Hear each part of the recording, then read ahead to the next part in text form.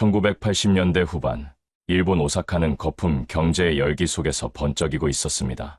거리는 화려한 네온 사인으로 가득했고, 백화점과 쇼핑센터, 유흥가에는 사람들의 발길이 끊이지 않았습니다. 누구나 더 많이 소비하고, 더 많은 즐거움을 추구하던 시대였습니다. 오사카는 잠들지 않는 도시처럼 보였고, 그 화려한 불빛은 끝없이 이어질 것만 같았습니다.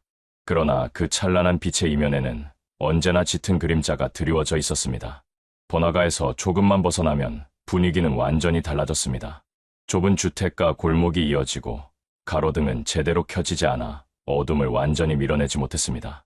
가로등 불빛은 희미하게 깜빡였고 담벼락과 골목 모퉁이에는 어둠이 고여 있었습니다. 밤이 되면 그 길을 지나는 사람들은 저도 모르게 걸음을 재촉했고 발소리마저 낯설게 울려 퍼졌습니다. 바로 그 어둠 속에서 첫 번째 사건이 일어났습니다. 한 여대생이 평소와 다름없이 수업을 마치고 도서관에 들른 뒤 귀가하던 길이었습니다. 그녀는 특별한 외출을 즐기는 성격이 아니었고 항상 같은 경로를 따라 집으로 돌아가곤 했습니다. 그러나 그날 밤 그녀는 끝내 집에 도착하지 않았습니다. 마치 도심 한복판에서 증발해버린 것처럼 그녀의 발길은 어디에서도 이어지지 않았습니다. 아무도 그녀가 사라지는 순간을 보지 못했고 비명 소리조차 들은 사람이 없었습니다. 실종 사실을 알게 된 가족은 곧바로 경찰에 신고했습니다. 하지만 경찰은 사건을 심각하게 받아들이지 않았습니다. 당시만 해도 성인이 된 여성이 집을 나가 연락을 끊는 경우는 드물지 않았고 경찰은 습관처럼 가출 가능성을 언급했습니다. 초기 수사 보고서에도 가출 가능성 있음이라는 문구가 담겼습니다. 그러나 가족의 반응은 단호했습니다.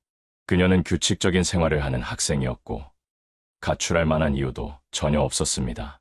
부모는 절대 그런 아이가 아니다라고 거듭 호소했습니다.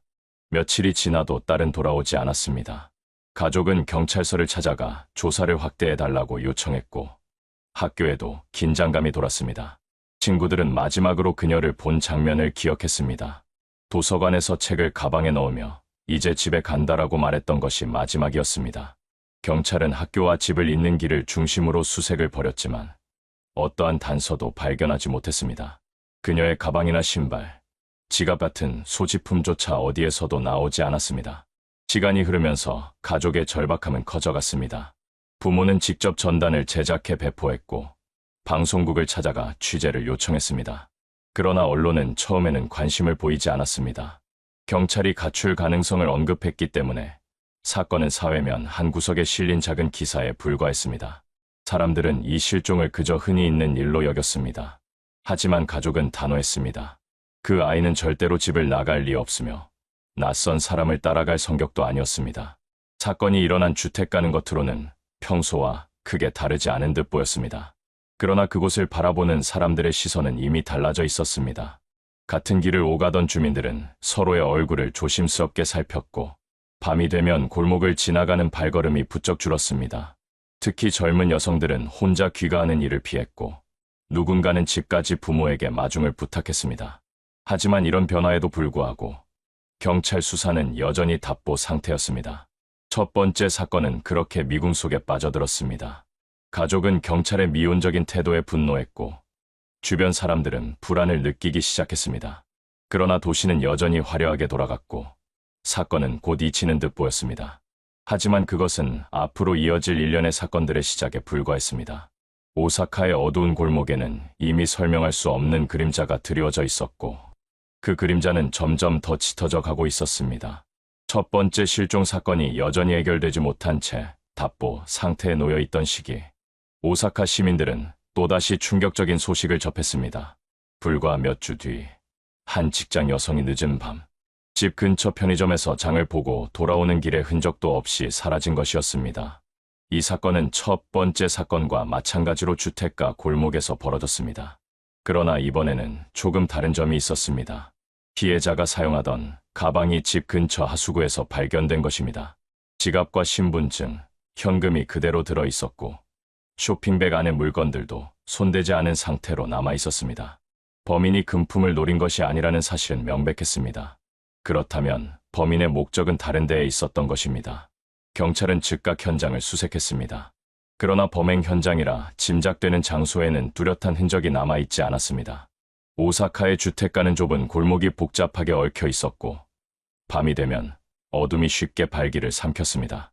피해자가 어느 방향으로 끌려갔는지 또 범인이 어디로 사라졌는지 아무도 알 수 없었습니다. 이번 사건에서 경찰은 더 이상 단순 실종이나 가출로만 치부할 수 없었습니다. 피해자는 성실히 직장을 다니며 가족과도 원만한 관계를 유지하던 여성이었습니다. 그녀가 자발적으로 사라질 이유는 전혀 없었습니다. 가족과 직장 동료들 역시 이구동성으로 그럴 리 없다라고 말했습니다. 가출이나 잠적이 아닌 누군가의 개입이 분명했습니다. 언론은 이번 사건을 대대적으로 보도했습니다. 신문과 방송은 앞서 발생한 여대생 실종 사건과 이번 사건을 연결해 다루었습니다. 연속적으로 벌어진 여성 실종은 단순한 우연이 아니라고 강조했습니다. 오사카 여대생 공포라는 표현이 신문 일면에 실렸고 시민들의 불안은 걷잡을 수 없이 확산되었습니다. 시민들의 생활은 눈에 띄게 변했습니다. 이전까지는 누구나 밤늦게까지 번화가를 오가며 쇼핑이나 오락을 즐겼지만 두 번째 사건 이후 여성들은 늦은 밤 외출을 삼가하기 시작했습니다. 혼자 귀가하는 대신 친구와 동행하거나 택시를 이용했습니다. 부모들은 딸이 학교나 직장에서 돌아오는 길을 직접 마중 나갔습니다.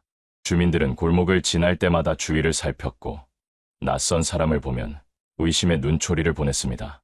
그러나 사건은 여전히 안개 속이었습니다. 몇몇 주민들은 수상한 장면을 목격했다고 말했습니다. 어떤 이는 늦은 밤 골목에서 여성이 비명을 지르는 소리를 들었다고 증언했습니다. 그러나 정확히 누구의 목소리였는지는 확인되지 않았습니다. 또 다른 주민은 마스크를 쓴 남자가 여성을 강제로 끌고 가는 것 같았다라고 말했습니다. 하지만 그 역시 짧은 순간의 장면만 보았기 때문에 구체적인 인상착의는 기억하지 못했습니다. 키가 크다는 사람도 있었고 왜소했다는 사람도 있었습니다. 어떤 이는 검은 옷을 입었다고 했고 다른 이는 밝은 옷을 입었다고 말했습니다. 목격자의 진술은 서로 엇갈렸고 오히려 수사에 혼선을 가져왔습니다. 경찰은 연쇄 범죄 가능성을 공식적으로 언급했습니다. 불과 몇 주 사이에 서로 다른 여성 두 명이 같은 지역에서 비슷한 상황 속에 사라졌다는 것은 우연이라 보기 어려웠습니다. 범인의 목적이 금품이 아닌 이상 납치와 성범죄 가능성은 충분히 의심되었습니다. 그러나 증거는 턱없이 부족했습니다. 두 사건 모두 피해자가 마지막으로 목격된 장소는 있었지만 이후의 행방을 가늠할 만한 흔적은 전혀 남지 않았습니다. 수사는 점점 어려워졌습니다. 경찰은 수십 명의 용의자를 조사했지만 모두 증거 불충분으로 풀려났습니다. 당시 일본은 아직 방범 카메라가 충분히 설치되지 않았고 DNA 분석 기술도 걸음마 단계였습니다. 지금 같으면 확보할 수 있었을 작은 단서들도 그 시절에는 놓치기 일쑤였습니다. 범인은 철저히 어둠 속에 숨어 있었고 경찰은 그 그림자를 끝내 붙잡지 못했습니다. 두 번째 사건은 오사카 시민들에게 뚜렷한 공포를 남겼습니다.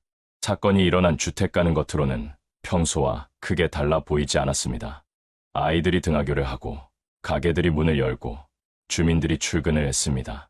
그러나 그곳을 바라보는 사람들의 시선은 완전히 달라져 있었습니다. 그 골목은 이제 단순한 길이 아니라 언제든 누군가를 삼킬 수 있는 위협의 공간으로 보였습니다. 사람들은 그 길을 걸을 때마다 뒤를 돌아보았고 어둠이 드리운 모퉁이에서 누군가 자신을 지켜보고 있는 것만 같았습니다. 그렇게 오사카의 두 번째 실종 사건은 도시 전체의 공포심을 결정적으로 키웠습니다.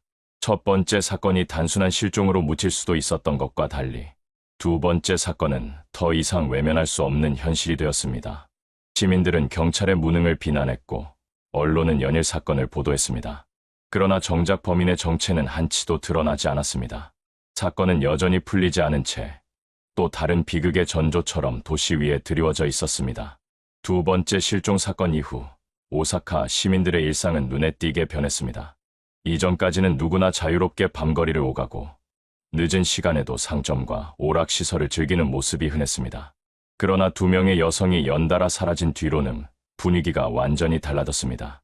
도심의 번화가는 여전히 사람들로 붐볐지만 주택가와 골목길에는 알 수 없는 불안감이 깔려 있었습니다. 주민들은 서로의 얼굴을 조심스럽게 살폈고 여성들은 해가 지면 되도록 외출을 자제했습니다.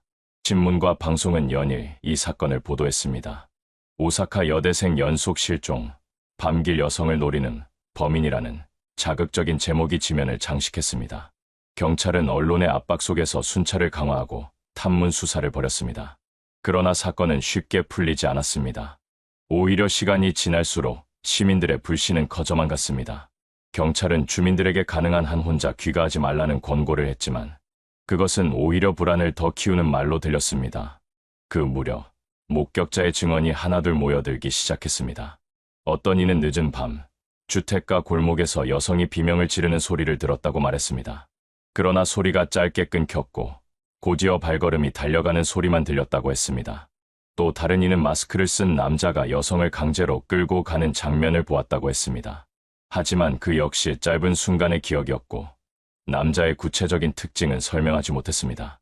키가 크다고 한 사람도 있었고 작았다고 말한 사람도 있었습니다. 어떤 이는 검은 옷차림이라고 했고 또 다른 이는 밝은 셔츠를 입었다고 주장했습니다.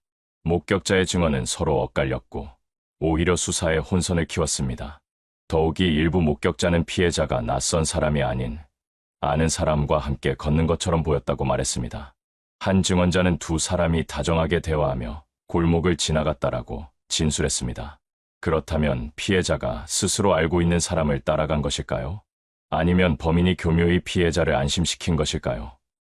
경찰은 어느 쪽도 확실히 결론 내릴 수 없었습니다. 이런 혼란 속에서 경찰은 몇 명의 용의자를 체포했습니다. 사건 당시 인근에 있었던 전과자, 평소 수상한 행동을 보였던 남성들이 조사 대상이 되었습니다. 그러나 이들은 모두 증거 불충분으로 풀려났습니다. 지문, 혈흔, 발자국 같은 뚜렷한 증거가 발견되지 않았기 때문이었습니다. 피해자 가족은 경찰의 무능을 강하게 비난했습니다. 왜 아무것도 밝혀내지 못하느냐, 왜 딸들을 지켜주지 못하느냐라는 절규가 이어졌습니다. 사건은 언론과 시민들의 관심 속에서 점점 더 미궁으로 빠져들었습니다. 경찰은 연쇄 범죄 가능성을 공식적으로 인정했지만 범인의 정체는 여전히 그림자 속에 있었습니다. 그리고 바로 그 점이 시민들을 더욱 공포에 떨게 만들었습니다. 언제, 어디서 또 다른 여성이 사라질지 아무도 알 수 없었기 때문입니다. 밤이 되면 주택가 골목은 한층 더 음산해 보였습니다. 가로등 불빛은 희미하게 흔들렸고 바람에 흔들리는 나무 그림자는 사람의 형상처럼 보였습니다. 주민들은 작은 발소리에도 깜짝 놀랐고 어둠 속에서 자신을 지켜보는 눈빛이 있는 것만 같았습니다. 여성들은 집에 돌아오는 길에 휴대용 호루라기를 손에 쥐고 걸었습니다. 그러나 그것으로는 충분히 안전해지지 않았습니다. 범인은 이미 2명의 여성을 데려간 뒤였습니다. 시간이 흐르면서 사람들은 서로를 의심하기 시작했습니다. 낯선 이웃의 발걸음, 모르는 남자의 시선 하나하나가 의혹이 되었습니다.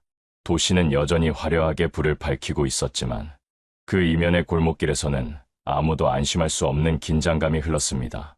오사카의 밤은 이전과는 완전히 달라져 있었습니다. 세 번째 달이 접어들 무렵 오사카는 이미 2건의 미해결 실종 사건으로 술렁이고 있었습니다. 그러나 시간이 지날수록 사건이 조용해지기는커녕 오히려 더 큰 파문을 일으켰습니다. 언론이 본격적으로 이 사건을 연속 보도하기 시작했기 때문이었습니다. 신문은 일면을 할애해 오사카 여대생 연속 실종이라는 제목을 달았고 방송국들은 골목길을 배경으로 리포터를 세워 현장 중계를 이어갔습니다. 언론은 연일 경찰을 비판했습니다. 왜 범인은 잡히지 않는가? 왜 2명의 여성은 아직도 돌아오지 않는가? 기자들은 연쇄 납치, 성범죄, 심지어 인신매매설까지 제기했습니다. 자극적인 단어들은 시민들의 불안을 더욱 부추겼습니다. 편의점 앞에서 인터뷰를 하던 주민은 이제는 혼자 외출하기조차 무섭다라고 말했고 또 다른 이는 딸을 학교에 보낼 때마다 가슴이 철렁한다라고 호소했습니다.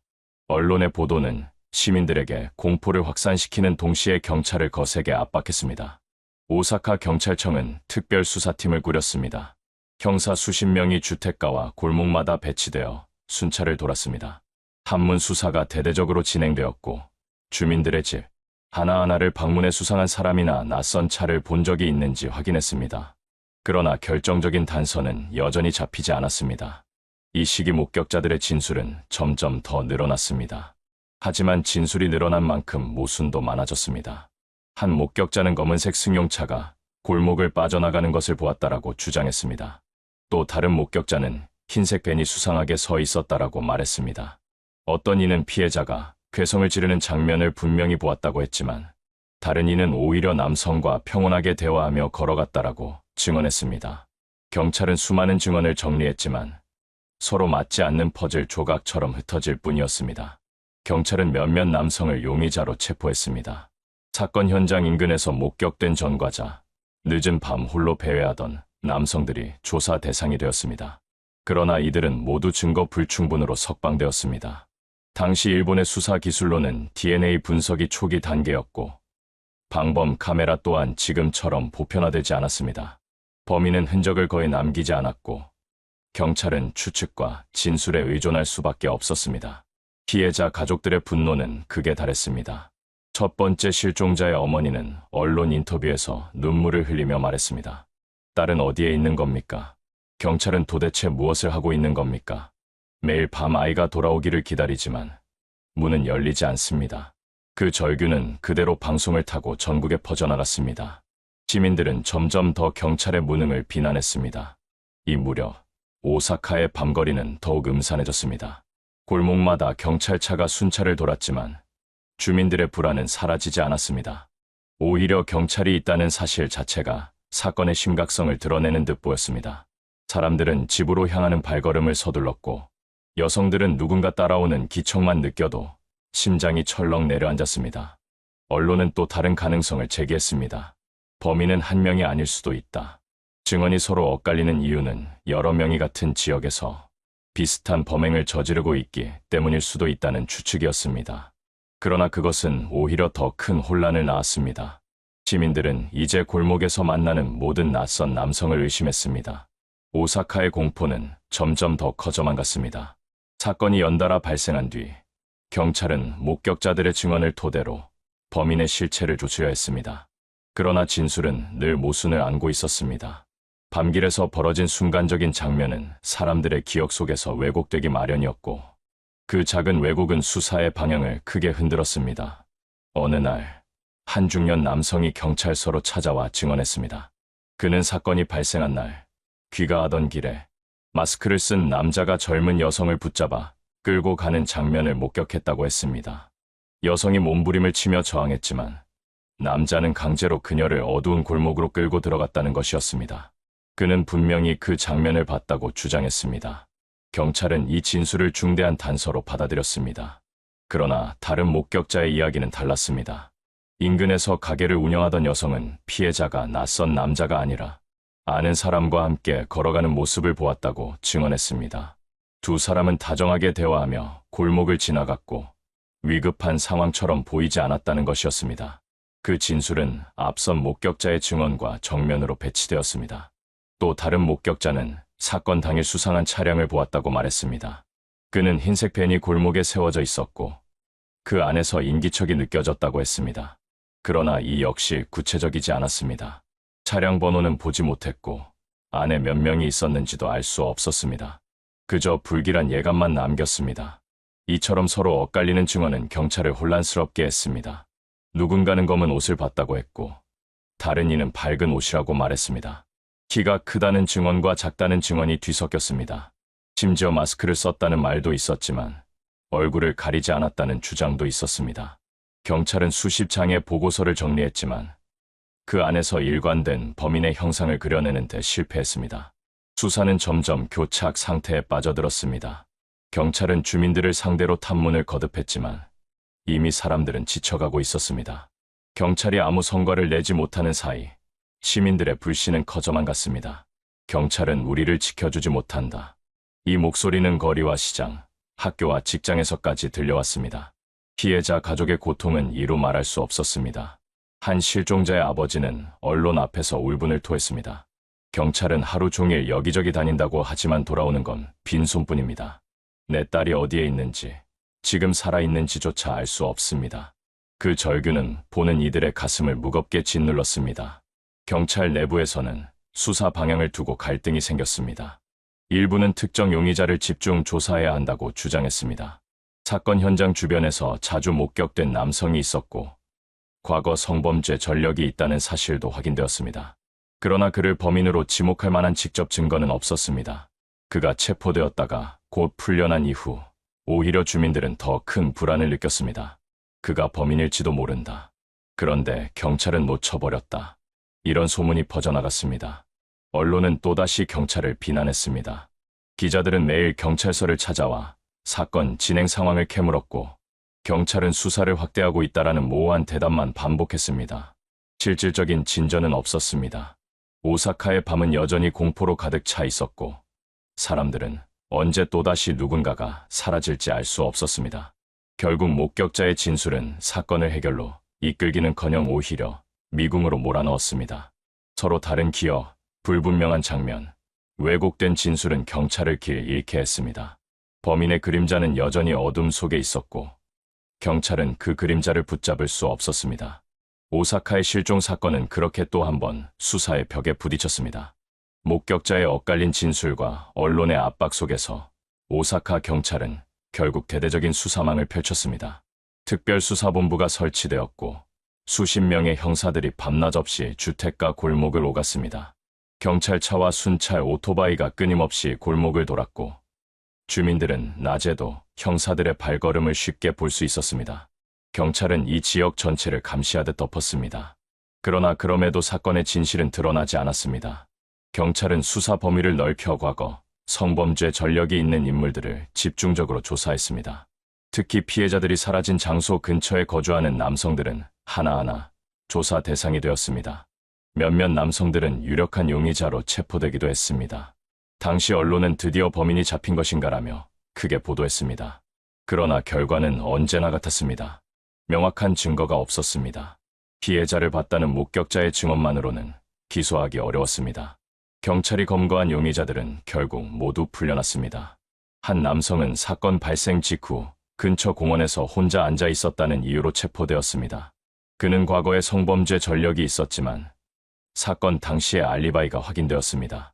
그는 며칠 만에 풀려났고, 경찰은 큰 비난을 받았습니다. 왜 엉뚱한 사람만 잡아들이느냐라는 목소리가 쏟아졌습니다. 시민들은 경찰의 수사력이 오히려 사건을 더 어지럽히고 있다고 느꼈습니다. 또 다른 남성은 피해자 가족과 아는 사이였습니다. 그는 평소 피해자 주변을 맴돌던 것으로 알려져 의심을 받았습니다. 경찰은 그를 추궁했지만 마찬가지로 증거는 나오지 않았습니다. 피해자가 마지막으로 그와 함께 있었다는 증언도 없었습니다. 결국 그는 무혐의로 풀려났습니다.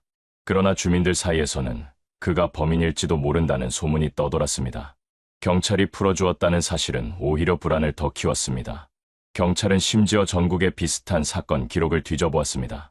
과거에 일어난 여성 납치 사건, 미제 성범죄 사건들을 대조하며 공통점을 찾으려 했습니다. 그러나 연관성을 확신할 만한 단서는 나오지 않았습니다. 수사 기록만 늘어났을 뿐 범인의 얼굴은 여전히 그림자 속에 있었습니다. 대대적인 수사에도 불구하고 성과가 없자 경찰 내부의 긴장은 극에 달했습니다. 어떤 형사는 범인은 이미 이 도시를 떠났을지도 모른다고 했고, 또 다른 형사는 아직도 이곳 어딘가에 숨어 있다고 주장했습니다. 의견은 갈렸고 지휘부는 확신을 갖지 못했습니다. 피해자 가족의 분노는 한층 더 깊어졌습니다. 경찰서를 찾아온 가족들은 매일같이 항의했습니다. 당신들은 대체 무엇을 하고 있습니까? 왜 아무것도 밝혀내지 못합니까? 그들의 목소리는 절망과 분노로 뒤섞여 있었습니다. 언론은 이 장면을 그대로 내보냈고, 경찰은 무능한 기관으로 낙인 찍혔습니다. 그럼에도 사건은 멈추지 않았습니다. 어느 날 또 다른 여성이 귀가 도중행방불명되었습니다. 경찰은 다시 한번 수사망을 좁혔지만 결과는 같았습니다. 피해자의 소지품 일부만 발견되었을 뿐 본인은 끝내 돌아오지 않았습니다. 범인은 마치 경찰의 수사를 비웃듯 흔적 하나 남기지 않고 사라졌습니다. 그렇게 경찰의 대대적 수사는 반복적인 체포와 석방, 추측과 의심만을 남겼습니다. 범인의 그림자는 언제나 어둠 속에 있었고, 경찰이 손을 뻗을 때마다 더 멀리 도망치는 것 같았습니다. 오사카의 시민들은 더 이상 경찰을 믿지 않았습니다. 사람들은 스스로를 지키기 위해 밤마다 문을 이중으로 잠갔고, 어떤 이는 집 앞에 감시용 조명을 달았습니다. 그러나 불안은 사라지지 않았습니다. 경찰의 대대적 수사는 결국 성과 없이 끝났고, 오사카의 밤은 여전히 범인의 소나기에 잡힌 듯 차갑게 식어 있었습니다. 세 번째, 네 번째 실종이 이어진 뒤 오사카는 더 이상 예전의 도시가 아니었습니다. 화려한 네온 사인으로 빛나던 번화가도 사람들로 북적이던 역 주변도 어딘가 음산한 기운을 품고 있었습니다. 겉으로는 경제 호황의 활기가 넘쳐났지만 사람들의 눈빛은 달라져 있었습니다. 누구도 안전을 확신하지 못했습니다. 특히 젊은 여성들의 삶은 극적으로 변했습니다. 이전에는 도서관에서 공부를 마친 뒤 늦은 시간까지 친구와 수다를 떨며 귀가하던 학생들이 이제는 해가 지기 전에 집으로 돌아갔습니다.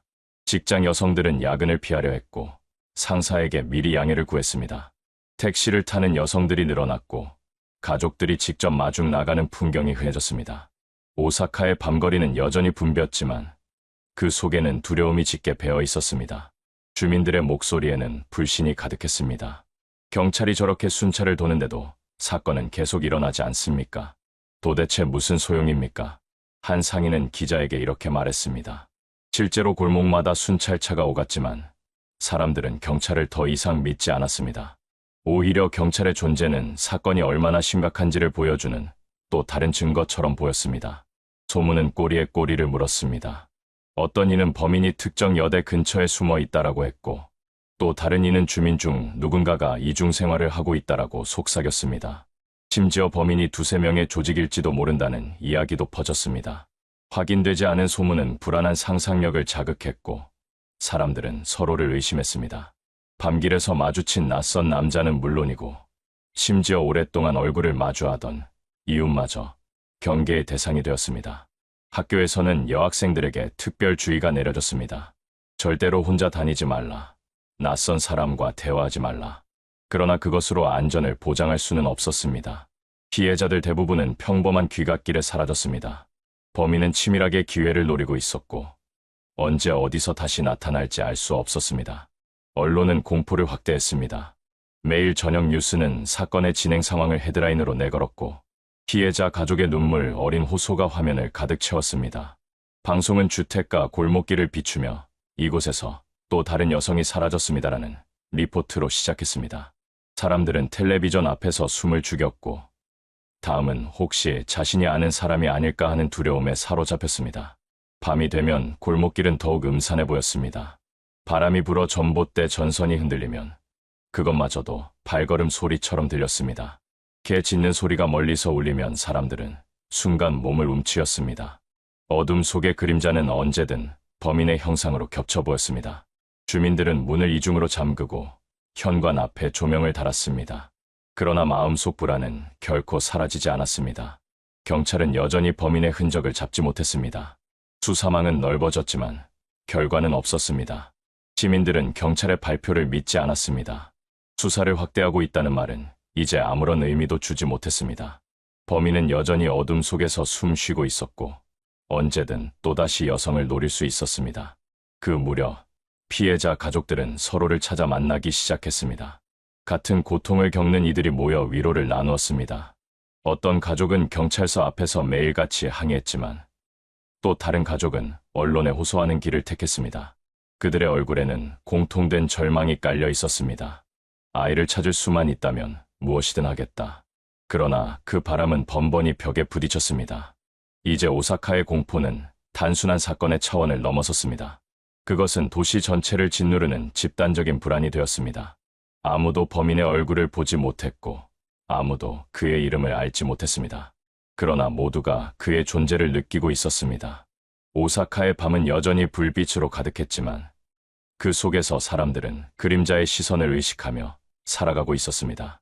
시간이 흐르면서 경찰은 수사 범위를 점점 넓혀갔습니다.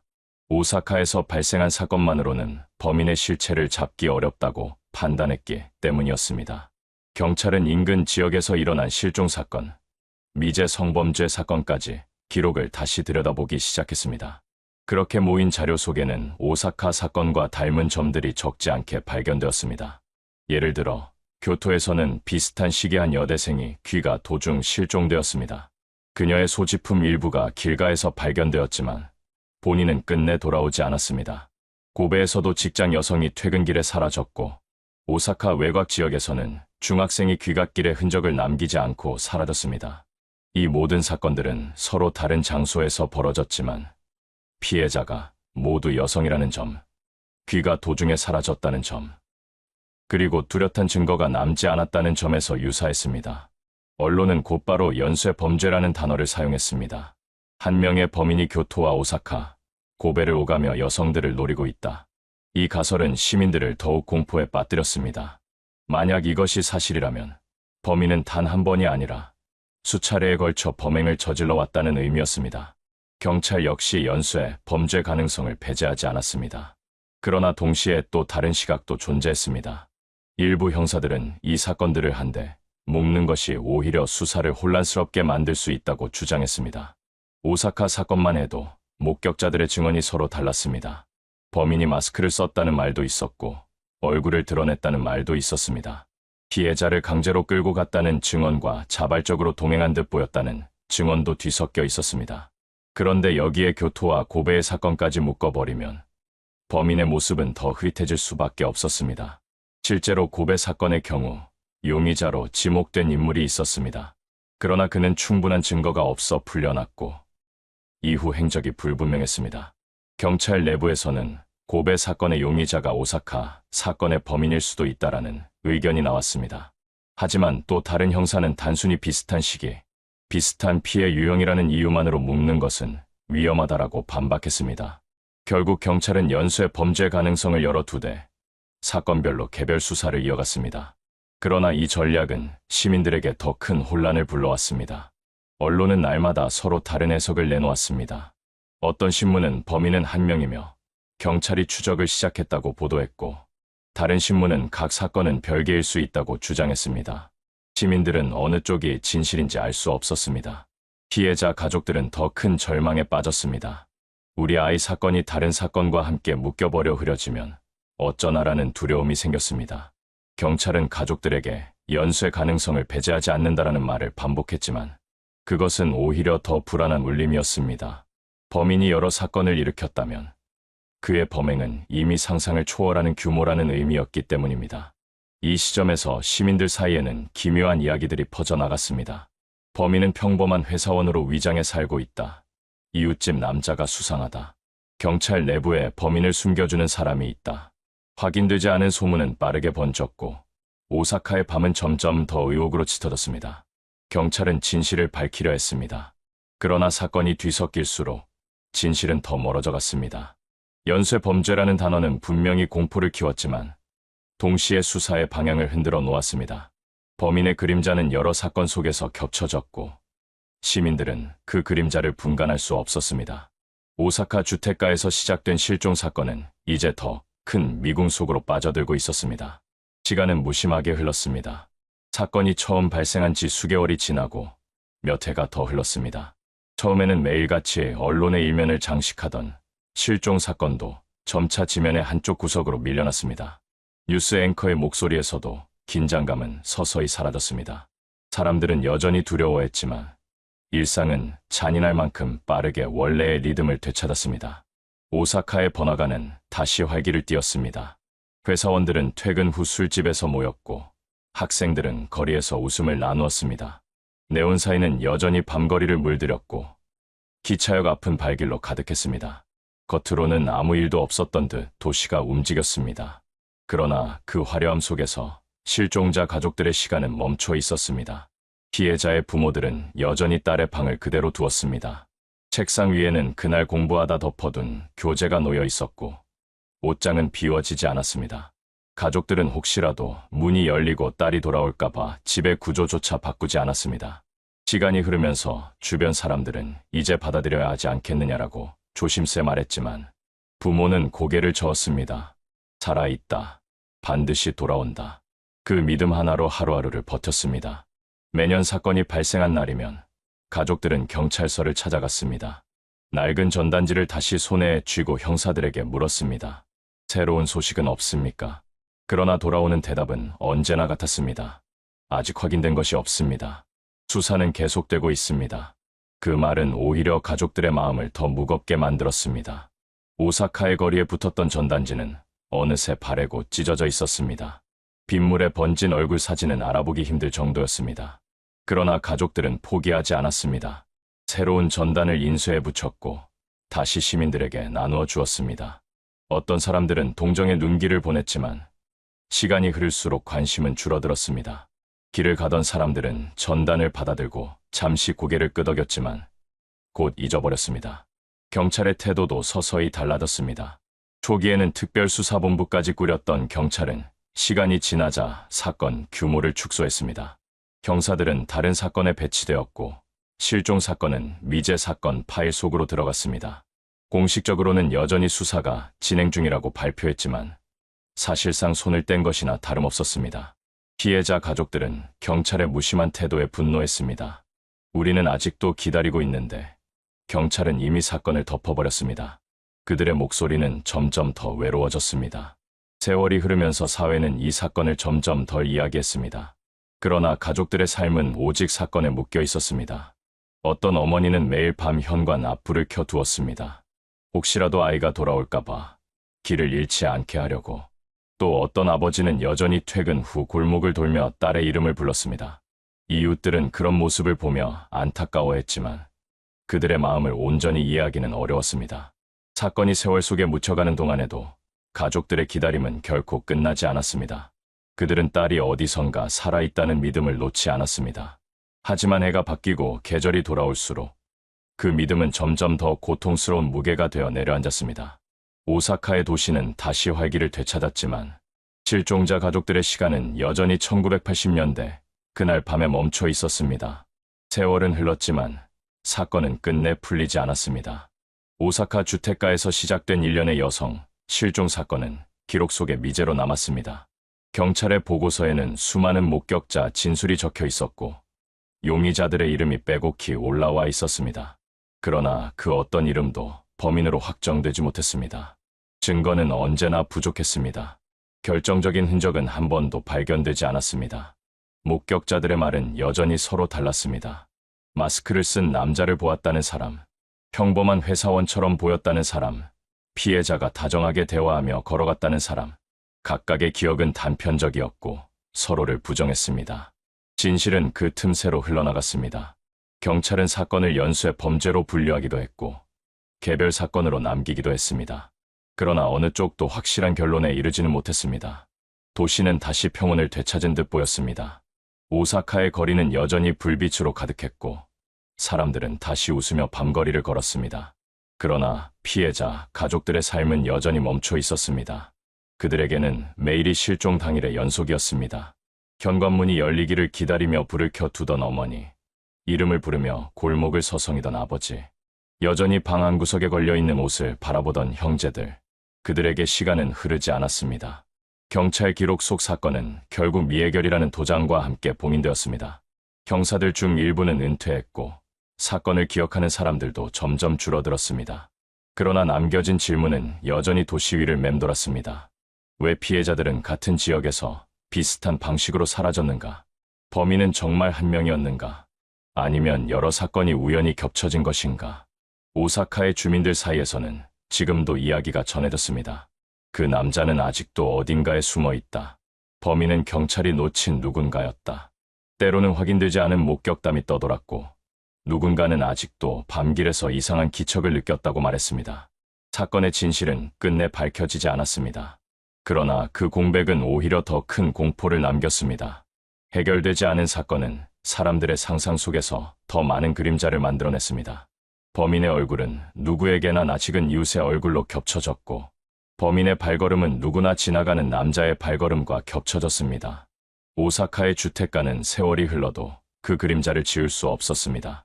마지막 장면은 언제나 같은 질문으로 돌아왔습니다. 그날 밤 골목길에서 그녀들을 데려간 남자는 누구였을까? 그리고 그는 지금도 어딘가에서 또 다른 누군가를 지켜보고 있는 것은 아닐까? 1990년대 초반 한국 사회는 눈부신 속도로 변해가고 있었습니다. 고속도로 위에는 하루가 다르게 늘어나는 차량들이 쉼 없이 오갔고 도시는 활기를 띠고 있었습니다. 많은 사람들에게 자동차 여행은 더 이상 낯선 것이 아니었습니다. 주말마다 전국 곳곳의 도로는 나들이와 관광을 떠나는 차량으로 가득 찼습니다. 그 가운데 가장 인기 있는 목적지 중 하나가 바로 강원도 설악산이었습니다. 웅장한 산세와 사계절 내내 변하는 자연 풍경은 신혼여행지로도 각광을 받았습니다. 한 쌍의 젊은 부부 역시 그 무렵 결혼식을 올렸습니다. 가족과 친지들의 축복을 받으며 약속한 새로운 시작은 곧 설악산으로 향하는 신혼여행으로 이어졌습니다. 결혼식이 끝난 직후 두 사람은 작은 승용차에 짐을 싣고 긴 여정을 시작했습니다. 그들의 얼굴에는 설렘과 행복이 묻어 있었습니다. 이제 막 결혼 생활을 시작한 부부에게는 그 무엇도 두렵지 않았고 앞날은 희망으로 가득 차 있었습니다. 차 안에서는 대화가 이어졌습니다. 남편은 운전대를 잡고 아내는 창밖으로 스쳐 지나가는 풍경을 바라보았습니다. 고속도로 양옆으로 이어진 가로수, 간간히 보이는 시골 마을, 그리고 멀리서 보이는 산자락. 평범한 풍경이었지만 두 사람에게는 특별했습니다. 웃음소리가 차 안을 채웠고 앞으로의 계획에 대한 이야기가 오갔습니다.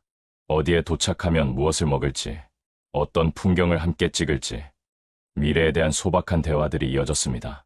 그러나 장거리 운전은 생각보다 피로했습니다. 오랫동안 이어진 주행 끝에 남편은 잠시 쉬어가자고 말했습니다. 아내도 고개를 끄덕이며 동의했습니다. 그렇게 두 사람은 고속도로 한 휴게소에 차를 세우기로 했습니다. 당시 휴게소는 지금처럼 크고 현대적인 시설이 아니었습니다. 단층 건물과 작은 주차장, 국밥집과 매점이 전부였지만 여행객들에게는 반가운 쉼터였습니다. 부부는 차를 세우고 잠시 내렸습니다. 설악산을 향한 여정의 중간에서 이곳에서 잠시 숨을 고르고 가려는 단순한 목적이었습니다. 주차장은 이미 다른 차량들로 가득했고 버스에서 내린 관광객들까지 몰려 북적였습니다. 그러나 이때까지만 해도 모든 것은 평범했습니다. 남편과 아내는 다른 수많은 여행객들처럼 잠시 들른 평범한 신혼부부에 불과했습니다. 남편은 아내에게 화장실에 다녀오겠다고 말했습니다. 아내는 차 옆에 서 있겠다며 웃으며 대답했습니다. 남편은 별다른 걱정 없이 발걸음을 옮겼습니다. 그러나 그 몇 분 뒤 남편이 다시 차로 돌아왔을 때 아내의 모습은 어디에도 없었습니다. 차는 그대로 있었습니다. 트렁크에는 신혼여행 가방이 고스란히 실려 있었고 아내의 지갑과 신분증도 그대로였습니다. 그러나 아내만이 사라져 있었습니다. 사람들로 가득한 주차장에서 불과 몇 분 사이에 일어난 일이었습니다. 남편은 처음에는 대수롭지 않게 생각했습니다.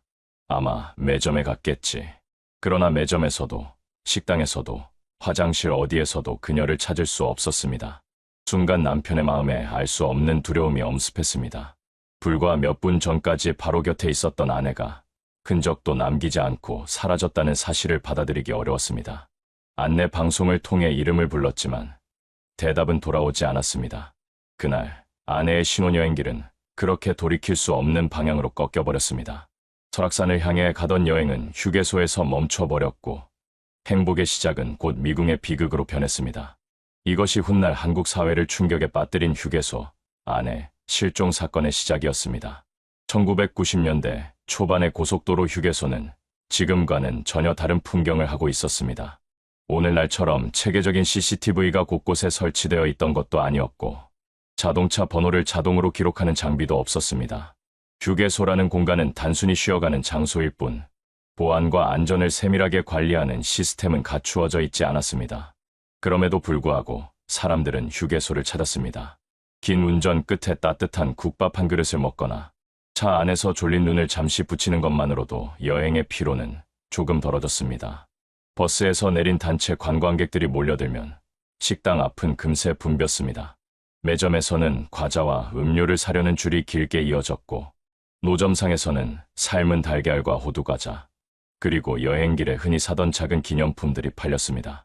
설악산을 향하는 도로 위의 휴게소라면 그 붐빔은 더 컸습니다. 주말마다 등산객과 관광객이 몰려들었고 버스에서 한꺼번에 내린 사람들은 휴게소 공간을 가득 메웠습니다. 주차장은 늘 10,000원에 가까웠습니다. 차량들이 좁은 공간에 빼곡히 들어서 있었고 때로는 서로 길을 막아선 채로 혼란스러운 장면이 펼쳐지기도 했습니다. 그날 역시 그랬습니다. 아내와 남편이 멈춰선 휴게소는 이미 사람들로 붐비고 있었습니다. 화장실 앞에는 줄이 늘어서 있었고 식당에서는 김이 모락모락 나는 국밥과 우동을 급히 먹는 이들의 모습이 보였습니다.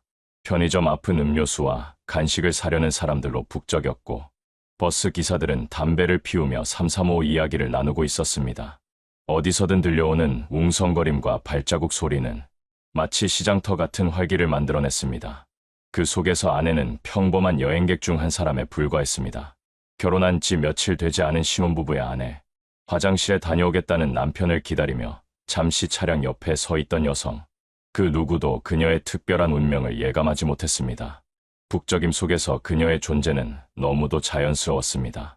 경찰은 나중에 당시 휴게소의 풍경을 조사했습니다. 사람들은 하나같이 말했습니다. 그날도 늘 그렇듯 붐볐습니다. 평소와 다를 게 없었습니다. 휴게소 직원들도, 식당 주인도, 매점 계산원도 모두 같은 말을 했습니다. 사람들이 많았고 모두 바쁘게 움직였다는 것뿐. 그 속에서 특정인의 발자취를 기억하는 사람은 아무도 없었습니다. 아이러니하게도 그 평범함이 사건을 더욱 섬뜩하게 만들었습니다. 휴게소는 늘 붐볐고 늘 시끌벅적했습니다. 그러나 바로 그 혼잡함이 한 사람의 실종을 감추는 완벽한 배경이 되었습니다. 사람들로 가득한 한낮의 공간 속에서 아내는 너무나 쉽게 시선에서 사라졌습니다. 그리고 그 몇 분의 공백이 남편의 삶을 송두리째 바꾸는 시작이 되었습니다. 남편은 차에서 내린 뒤 아내와 잠시 이야기를 나누었습니다. 오랜 운전 끝에 찾아온 휴게소는 반가운 쉼터였습니다. 그는 피곤한 얼굴로 아내에게 말했습니다. 화장실에 다녀올게. 아내는 알겠다는 듯 고개를 끄덕이며 웃었습니다. 그 순간만큼은 너무도 평범했습니다. 아무도 이 장면 뒤에 닥쳐올 변화를 상상하지 못했습니다. 아내는 차 옆에 남았습니다. 트렁크 안에는 신혼여행을 위해 준비한 옷가지와 선물들이 고스란히 실려 있었고 차는 주차장 한쪽에 질서 있게 주차되어 있었습니다. 그녀는 잠시 주변을 둘러보며 기다렸습니다. 수많은 사람들 속에 서 있는 한 명의 평범한 여행객. 그것이 그녀의 마지막 모습이었습니다. 남편은 화장실로 발걸음을 옮겼습니다. 화장실 앞에는 길게 줄이 늘어서 있었습니다. 버스에서 내린 관광객들, 등산을 마치고 돌아오던 사람들, 장거리 운전으로 잠시 쉼을 얻으려는 이들. 그는 그들과 함께 잠시 줄을 서서 기다렸습니다. 긴 시간이 아니었습니다. 불과 몇 분, 너무도 짧은 시간이었습니다. 용무를 마친 뒤 남편은 곧장 주차장으로 발걸음을 돌렸습니다. 그러나 그가 본 것은 예상과 달랐습니다. 차 옆에 서 있어야 할 아내의 모습이 보이지 않았습니다. 처음 그는 대수롭지 않게 생각했습니다. 아마 매점에 갔겠지. 그러나 매점으로 향했을 때 그녀는 보이지 않았습니다. 계산대 앞에도 진열대 사이에도 그녀의 모습은 없었습니다. 불안은 점점 커졌습니다. 남편은 곧장 식당 쪽으로 갔습니다. 김이 모락모락 나는 국밥과 우동이 사람들 앞에 놓여 있었고 여행객들이 식사를 하고 있었지만 그 어디에도 아내의 모습은 없었습니다. 다시 화장실 앞으로 발걸음을 옮겼습니다. 혹시라도 그 사이에 들어갔을지 모른다고 생각했지만 그곳에도 그녀는 없었습니다. 남편은 서서히 당황하기 시작했습니다. 주차장으로 돌아와 눈길을 이리저리 옮겼습니다. 차는 그대로였습니다. 트렁크의 짐도, 좌석 위에 놓인 작은 가방도, 모든 것이 그대로였습니다. 그러나 아내만이 보이지 않았습니다. 불과 몇 분 전까지 그와 함께 있던 아내가 마치 공기처럼 증발해버린 듯 사라졌습니다. 그는 곧 아내의 이름을 불렀습니다. 주차장에 울려 퍼진 그의 목소리는 수많은 소음 속에 묻혀 사라졌습니다. 사람들은 잠시 고개를 돌려 그를 바라보았지만 누구도 아내의 행방을 아는 이는 없었습니다. 남편은 주차장을 헤매며 다시 이름을 불렀습니다. 그러나 대답은 돌아오지 않았습니다. 당시 휴게소는 사람들로 붐볐습니다. 수백 명의 발걸음이 엉키고 수십 대의 차량이 드나들었습니다. 바로 그 혼잡이 아내의 실종을 더욱 기묘하게 만들었습니다. 사람들이 가득한 공간에서 누군가가 흔적도 없이 사라졌다는 사실은 도무지 믿기 어려웠습니다. 그러나 현실은 분명했습니다. 아내는 보이지 않았습니다. 남편은 곧 안내 데스크로 달려갔습니다. 직원에게 도움을 요청했고 잠시 뒤 안내 방송이 울려 퍼졌습니다. 휴게소 안내 데스크로 와 주시기 바랍니다. 사람들은 잠시 고개를 들어 천장을 바라보았지만 다시 각자의 일로 돌아갔습니다. 방송은 몇 차례 반복되었으나 응답은 없었습니다. 시간은 점점 흘러갔습니다. 몇 분이었지만 남편에게는 1시간이 넘는 것처럼 길게 느껴졌습니다. 당혹은 불안으로 바뀌었고 불안은 두려움으로 번졌습니다. 그는 안내 방송을 다시 요청하고 주차장 구석구석을 헤맸습니다. 그러나 어디에도 아내의 모습은 보이지 않았습니다. 그제야 그는 경찰에 신고했습니다. 순찰차가 도착했고 경찰관들이 휴게소 곳곳을 살폈습니다. 그러나 뚜렷한 단서는 없었습니다. CCTV는 설치되어 있지 않았고 그나마 있던 장비도 제대로 작동하지 않았습니다. 경찰은 휴게소 내부와 외부를 돌며 아내의 흔적을 찾았지만 결과는 허사였습니다. 사건은 그렇게 갑작스럽게 설명할 수 없는 공백 속에서 시작되었습니다. 북적이던 한낮의 휴게소에서 수백 명의 사람들 속에서 한 사람의 아내가 흔적도 없이 사라진 것입니다. 남편은 절망스러운 얼굴로 차 옆에 서 있었습니다.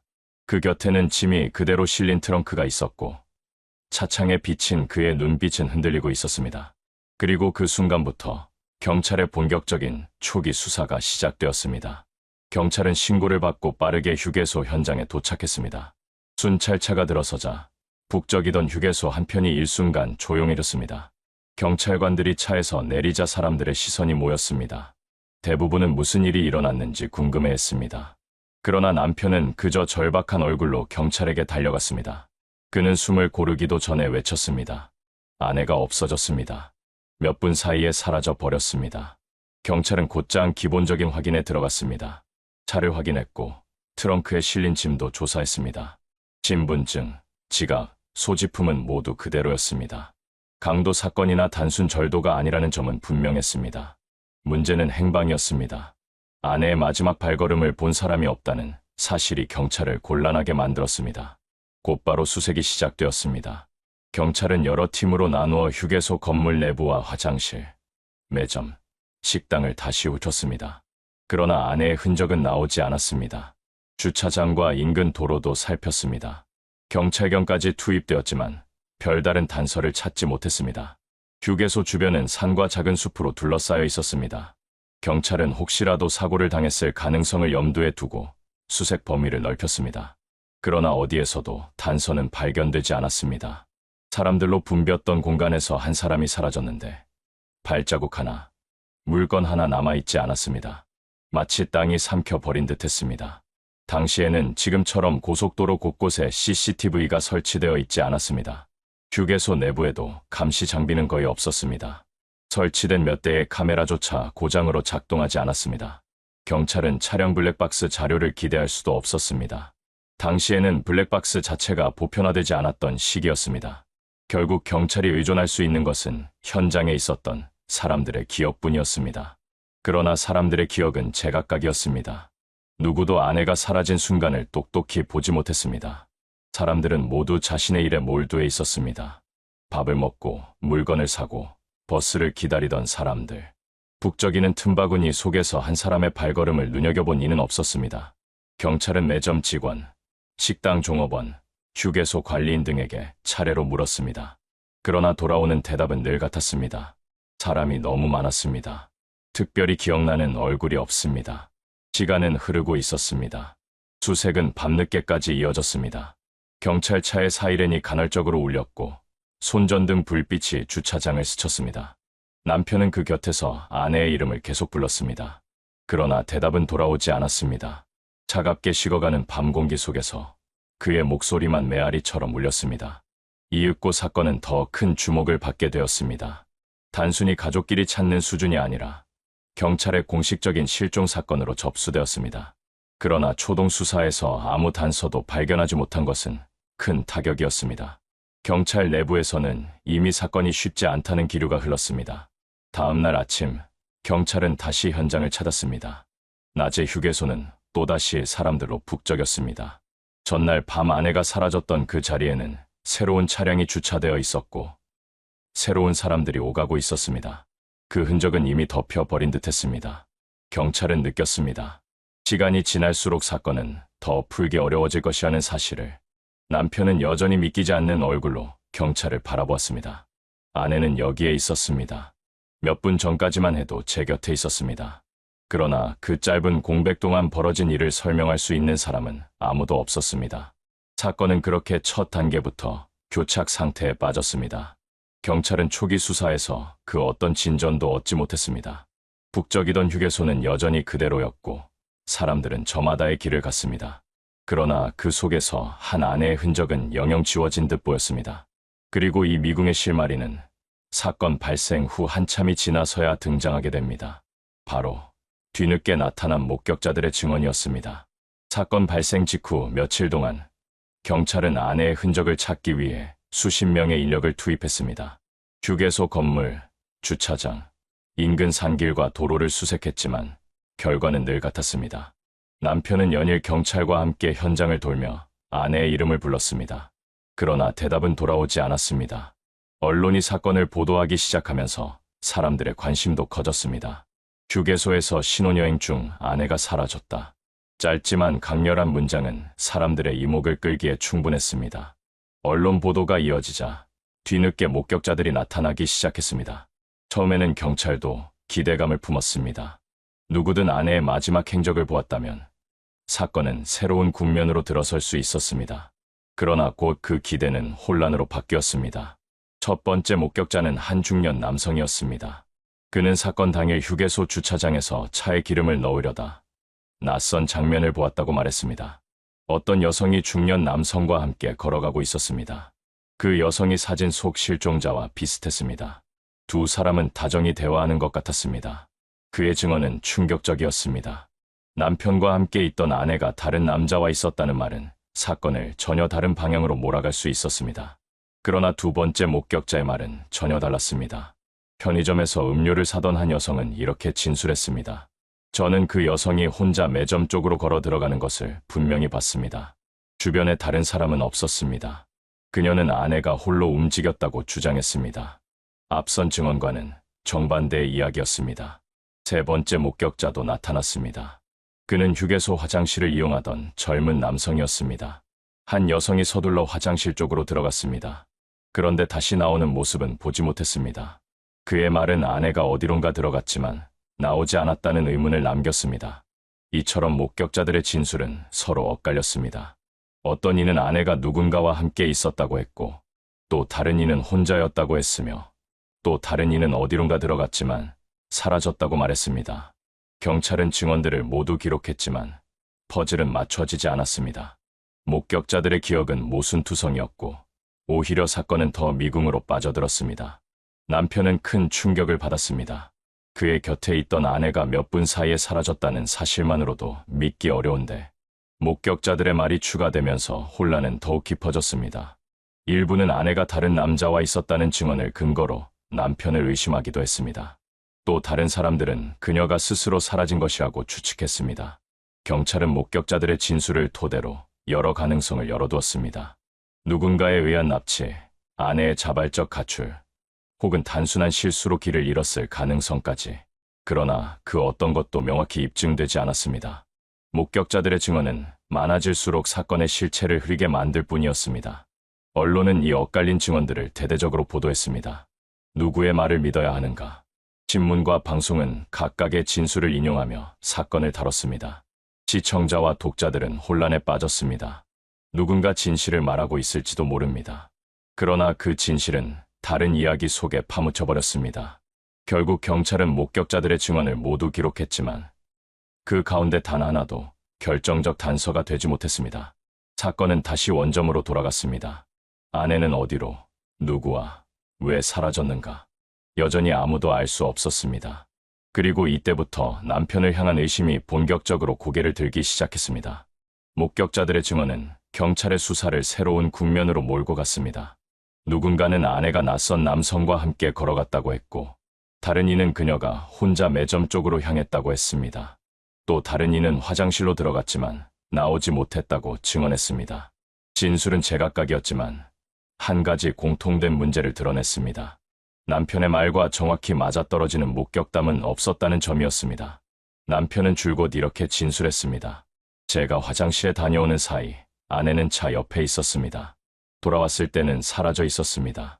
그러나 목격자 중 누구도 그 장면을 보지 못했다고 했습니다.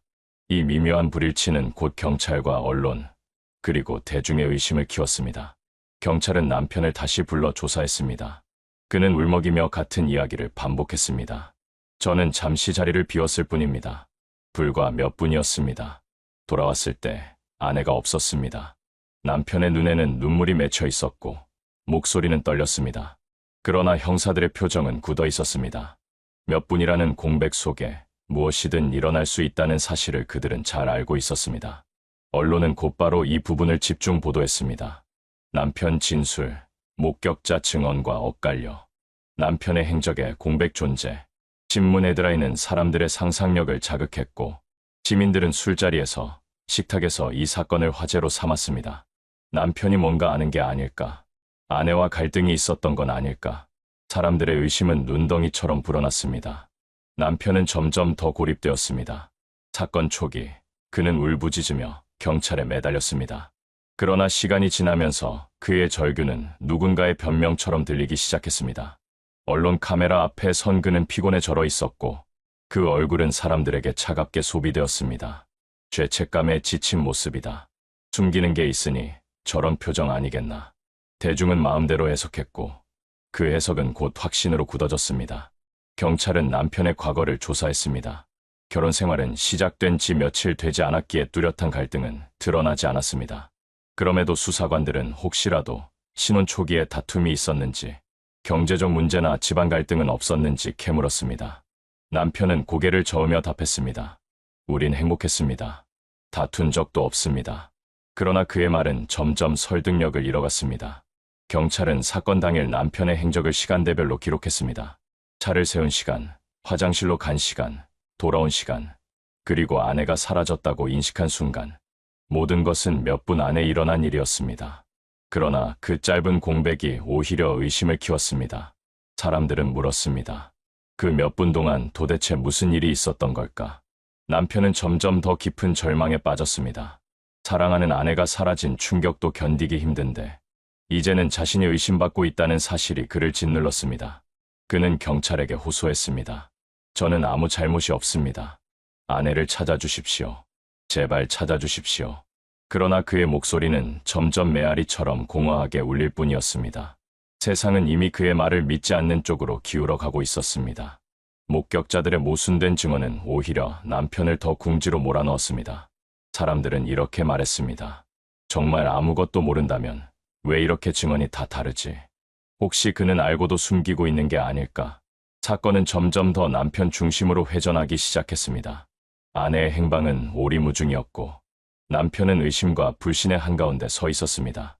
그리고 바로 이때부터 사건은 진실보다 소문과 추측이 더 큰 힘을 가지는 국면으로 접어들었습니다.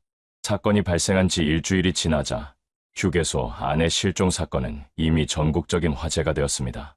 신문은 매일같이 새로운 기사를 내보냈고 방송 뉴스에서는 사건 현장을 다시 보여주며 설명을 덧붙였습니다. 결혼한 지 불과 며칠, 신혼여행길에 오른 아내가 휴게소에서 자취를 감추었습니다. 이 문장은 너무도 간단했지만 사람들의 상상력을 끝없이 자극하기에 충분했습니다. 그러나 사건이 길어질수록 진실보다 소문이 더 빠르게 퍼져나갔습니다. 첫 번째 소문은 납치설이었습니다.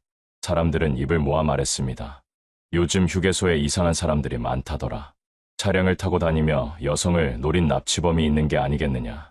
어디까지나 추측에 불과했지만 사람들은 두려움을 섞어 이를 전했습니다. 밤늦게 휴게소를 찾는 여성들에게 경고하듯 조심해라. 누군가 노리고 있을지도 모른다는 이야기가 입에서 입으로 옮겨졌습니다. 두 번째 소문은 가출설이었습니다. 목격자 중 한 사람이 아내가 다른 남자와 함께 있는 것 같았다고 증언한 뒤 사람들은 이렇게 말하기 시작했습니다. 혹시 결혼을 원치 않았던 건 아닐까? 아무 말 없이 떠난 게 아닐까? 누군가는 신부가 신혼여행 도중 마음을 바꾸었다고 주장했고 누군가는 다른 사람과의 관계를 암시했습니다. 확인된 사실은 없었지만 소문은 점점 더 구체적인 이야기로 변했습니다. 마치 실제로 있었던 것처럼 꾸며진 가십은 신문 구석과 잡지, 그리고 사람들의 일상 대화 속에서 점점 커져갔습니다. 세 번째 소문은 남편 연루설이었습니다. 경찰이 남편을 재차 조사했다는 사실이 알려지자 사람들은 즉각 그 의미를 왜곡했습니다. 경찰이 괜히 조사했겠어. 아마 뭔가 알고 있을 거야. 이런 말들은 곧 의심을 확신으로 바꿨습니다. 식당, 버스, 직장 곳곳에서 사람들은 같은 이야기를 반복했습니다. 남편의 눈물이 연민이 아닌 의심으로 읽히기 시작했습니다.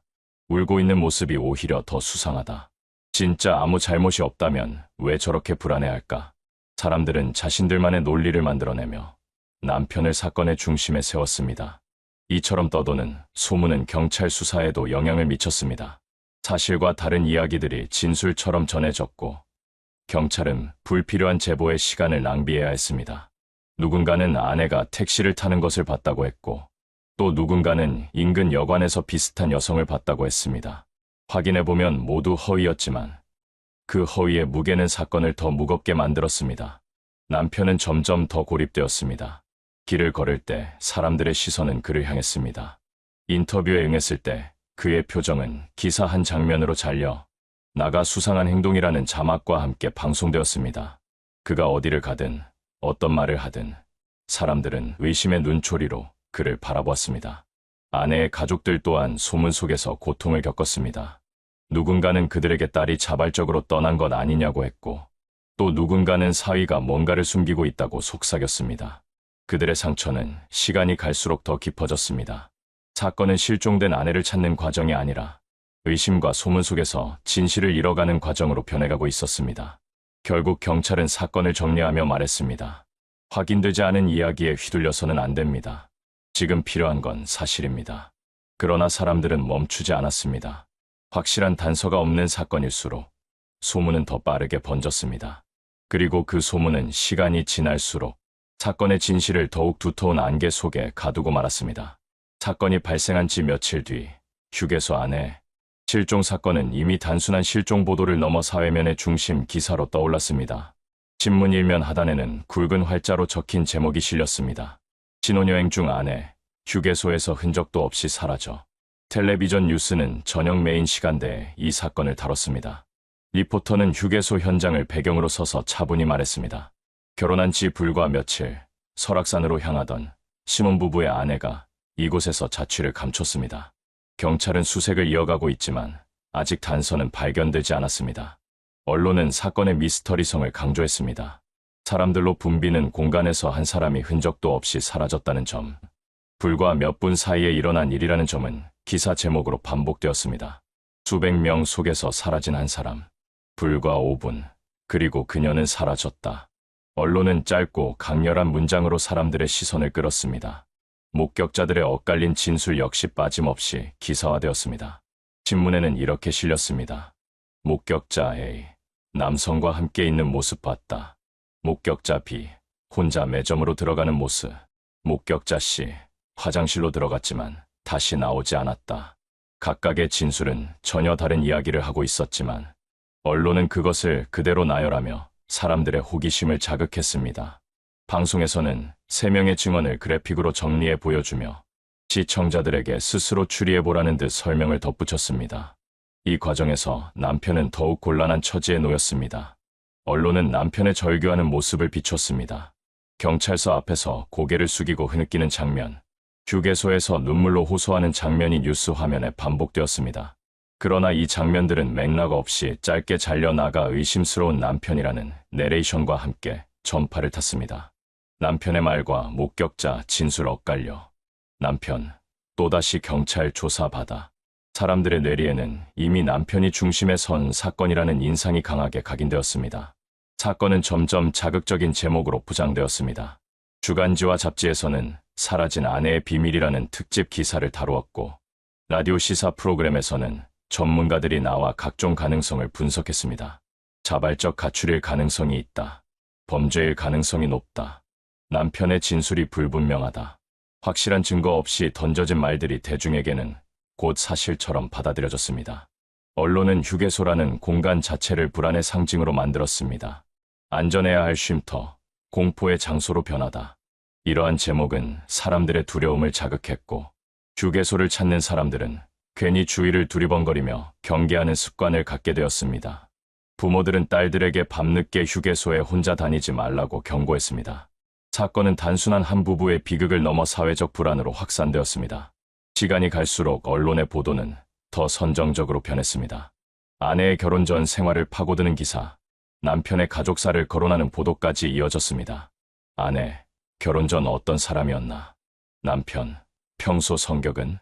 확인되지 않은 이야기들이 사실처럼 흘러나왔고, 사건의 본질은 점점 가려져 갔습니다. 결국 언론은 진실을 밝히는 도구가 아니라 사람들의 호기심을 자극하는 도구로 사건을 소비하기 시작했습니다. 아내의 행방은 여전히 알 수 없었지만 사람들은 신문과 방송을 통해 매일 새로운 이야기를 듣고 있었습니다. 그 이야기들은 사건을 해결로 이끌기보다 더 깊은 혼란과 추측으로 몰아넣었습니다. 그리고 이 혼란 속에서 가장 고통받은 사람들은 바로 아내의 가족들이었습니다. 사건이 발생한 직후부터 가장 큰 고통을 겪은 사람은 남편이었지만 시간이 흐르면서 그 무게는 점차 아내의 친정 가족에게도 옮겨갔습니다. 부모는 딸이 신혼여행을 떠난다는 소식을 듣고 누구보다 기뻐했습니다. 설악산으로 향하는 여정이 행복으로 가득 차길 바랐습니다. 그러나 며칠 뒤 경찰서에서 걸려온 전화는 그들의 삶을 송두리째 흔들어 놓았습니다. 따님이 휴게소에서 사라졌습니다. 처음에는 믿을 수 없었습니다. 딸이 왜, 어떻게 사람들로 가득한 휴게소에서 흔적도 없이 사라졌다는 것인지 이해할 수 없었습니다. 부모는 곧장 현장으로 달려갔습니다. 그러나 딸의 모습은 어디에도 없었습니다. 남편은 눈물로 설명했지만 부모의 마음은 더 혼란스러워졌습니다. 그 뒤로 가족의 시간은 멈춘 듯 흘렀습니다. 아침이 와도 눈을 뜨기가 두려웠고 밤이 와도 잠을 이룰 수 없었습니다. 혹시라도 딸이 돌아오지 않을까, 문이 열리는 소리에 가슴이 철렁 내려앉았습니다. 경찰서 앞이 휴게소 주변, 그리고 방송국 앞에서 부모의 모습은 자주 목격되었습니다. 제발 우리 딸을 찾아주세요. 그들의 목소리는 갈수록 떨리고 메말라갔습니다. 언론은 가족의 절규를 반복적으로 비췄습니다. 텔레비전 화면 속에서 눈물을 흘리며 호소하는 부모의 모습은 시청자들의 가슴을 아프게 했습니다. 그러나 시간이 지나면서 그 절규는 사람들에게 점차 낯설게 다가왔습니다. 사건이 길어질수록 대중은 피로감을 느꼈고 일부는 가족에게 책임을 묻기도 했습니다. 혹시 가족 문제 때문이 아니었을까? 확인되지 않은 말들은 또 다른 상처가 되었습니다. 부모는 매년 사건이 발생한 그 휴게소를 찾았습니다. 혹시라도 무언가 단서가 남아있지 않을까 하는 기대 때문이었습니다. 주차장 한쪽에 서서 딸의 이름을 불러보았지만 대답은 없었습니다. 안내방송을 다시 들려달라고 요청한 적도 있었습니다. 그 순간만큼은 마치 시간이 거꾸로 흘러가 딸이 나타나 줄 것 같았습니다. 그러나 기적은 일어나지 않았습니다. 세월은 흐르고 계절은 바뀌었지만 부모의 기다림은 멈추지 않았습니다. 딸의 방은 그대로 남겨두었고 그녀가 좋아하던 물건 하나 버리지 못했습니다. 가끔씩 부모는 혼잣말처럼 이야기했습니다. 혹시라도 돌아왔을 때 집이 그대로 있어야 하지 않겠니? 그 말 속에는 희망과 절망이 뒤섞여 있었습니다. 가족에게 가장 큰 고통은 모름이었습니다. 딸이 살아있는지, 어디에 있는지, 무슨 일을 겪었는지 알 수 없다는 사실이 그들을 잠식했습니다. 죽었다고 단정할 수 없었고, 그렇다고 살아있다고 확신할 수도 없었습니다. 그 불확실성은 부모의 삶을 매일 고통으로 채웠습니다. 남편과의 관계도 점점 멀어졌습니다.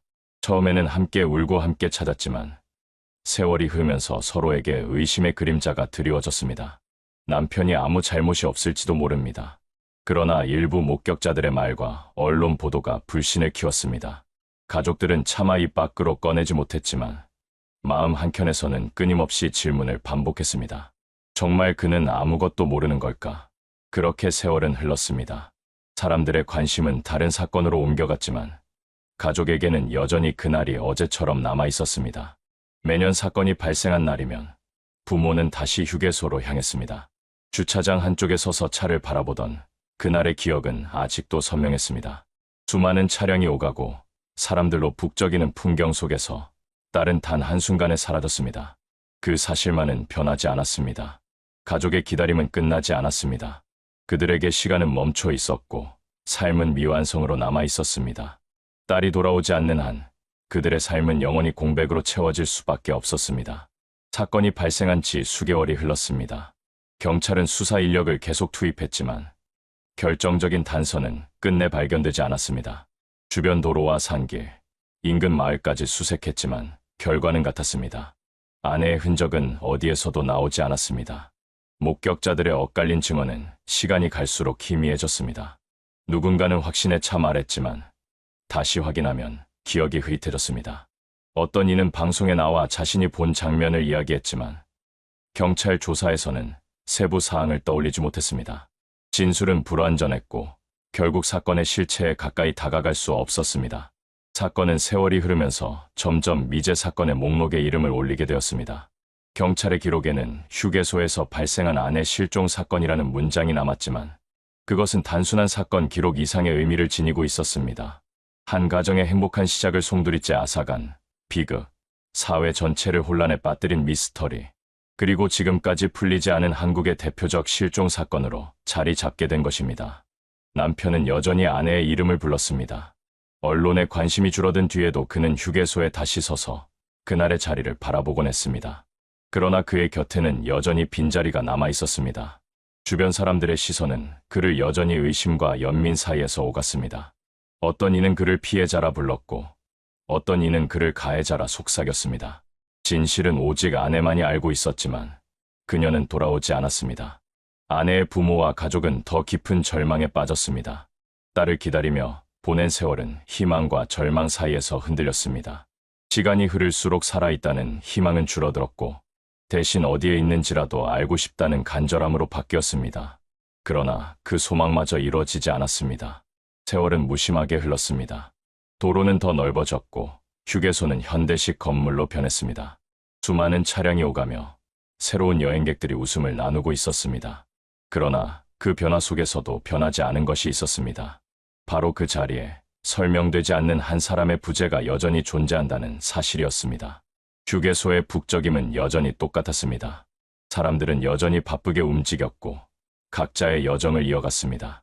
그러나 바로 그 혼잡 속에서 한 사람은 너무나 쉽게 사라질 수 있다는 사실을 이 사건은 보여주었습니다. 오늘날까지도 이 사건은 미궁 속에 남아 있습니다.